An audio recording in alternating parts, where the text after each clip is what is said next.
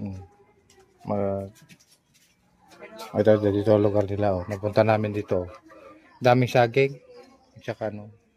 Doon, nandun yung pamangkin na nag-ano ng ano, tinitingnan nyo.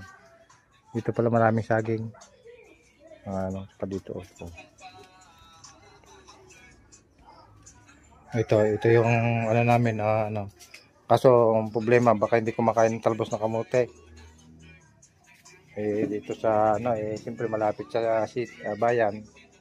Dito sa amin, puro kamote ang tanim daw siya kagabi. Mga idol,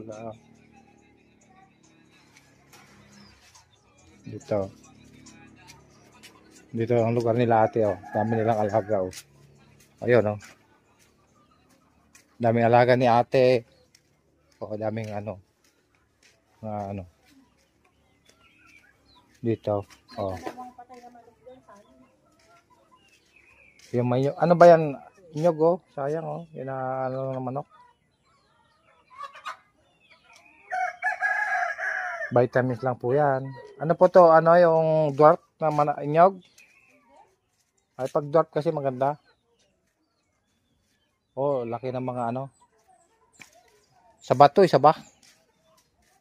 Ganding. Oh, ito ang lugar ni ano, tapos kaapelido pa niyo yung mga pamangkin ka, mga ano. Asuncion. Ang first casting ko yun, yung Asuncion doon sa ayun yung anak niya yun, yung driver eh. Asuncion ako sa ano? Sa akin. Oh, dito.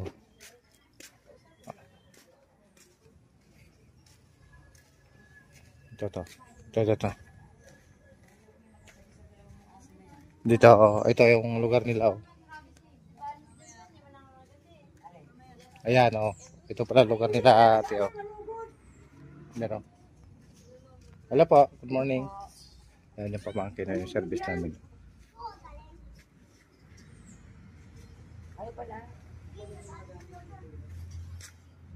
Yan.